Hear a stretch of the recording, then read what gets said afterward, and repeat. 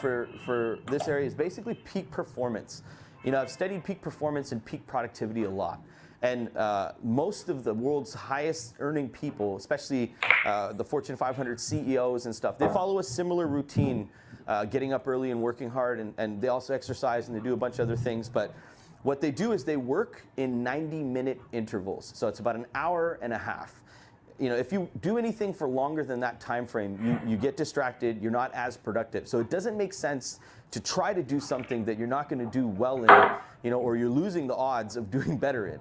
You know, but if you do them in 90-minute intervals and then you take like a 15, 20-minute break, which is what most people do, they'll take a 15, 20-minute break, maybe read a book, maybe walk around, maybe do some push-ups, do something unrelated to their work. It takes their mind completely off their work, which allows the mind to start to focus again and relax. And then 15, 20 minutes later, when they come back to their work and they put their mind into focus again, you know, it allows them to be refreshed and focused. If you just keep doing it for 3 hours or 4 hours, you get tired out. You know, it's like watching a Bollywood movie. You know, 3 hours of watching a movie and you're pretty much tired out, and you lose focus in between. If the movie was an hour and a half long, you would probably watch it the whole way through without getting tired. So keep in mind, for peak productivity and performance, you want to do everything in 90-minute intervals. That's typically what I do. I do 90 minutes, and then I start, and I take a break, and then I come back to it and I do 90 minutes. This helps me stay focused and refreshed. You know, if you schedule your day in like that, where all the work times are in 90-minute intervals, so if I have a 3-hour work slot, 3.5, like let's say 3.5 hours work slot, I would allocate half hour for, you know, relaxing and getting my mind off things, and I would allocate 3 hours for strict work, you know, in 2 90-minute intervals. One of the other ways to actually get a lot of the stuff done is to focus on your highest priority tasks first. You know, if it's sales and you're running a sales business, focus on your sales first.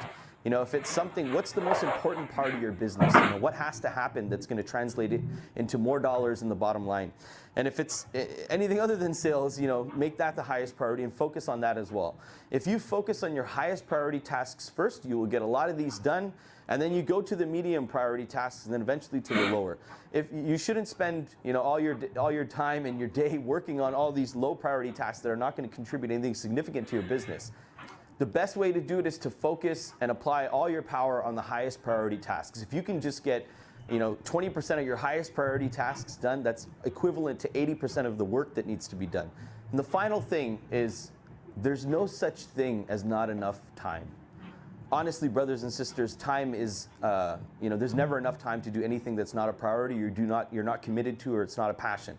If you're not passionate about what you're doing, you're not committed to it, you know, you're not really driven to want to succeed in it, then it'll never be a priority, whether it's your health, your business, your relationships, or anything of the sort. You know, if you really want to succeed, you have to be committed to it. You have to put the time into it. You have to carve out time in your day. I used to tell myself, you know, I'm tired today, maybe I shouldn't read. I read about 50 pages every single day, and I make it a consistent habit to try to do that. Some days I don't get to read it, you know, and some days I make sure I'm consistent. Sometimes I'm consistent for months at a time. So keep in mind, you know, there's no excuse valid enough for why you shouldn't achieve your dreams or be a contribution to your ummah, you know, by the use of the excuse saying there's no time or something like that. You have to carve out time for the things that are high priority. You have to carve out times for the things that are going to change your life. And if you don't, you're just not serious enough about it. And you know, we all know if you're not serious enough about it, you're not going to succeed. Business is not one of those things where you have you know, the ability to chance things. You've got to do things in a pretty focused and disciplined way in order to succeed. And the people who succeed at the highest levels, you know, their focus and discipline is at the highest levels. You know, their mindset is at the highest levels. They don't leave things to chance. They don't make small, you know, simple mistakes that, you know, that could be avoided. So I want to encourage you guys to use your time properly, you know, manage your time properly. Inshallah, you'll get a lot more out of your time. If you follow this routine, I'd be surprised if you don't have tons of your work done and you're progressing at a pace that you didn't even think was possible. So inshallah, I wish you guys all the best. Manage your time better. Assalamu alaikum.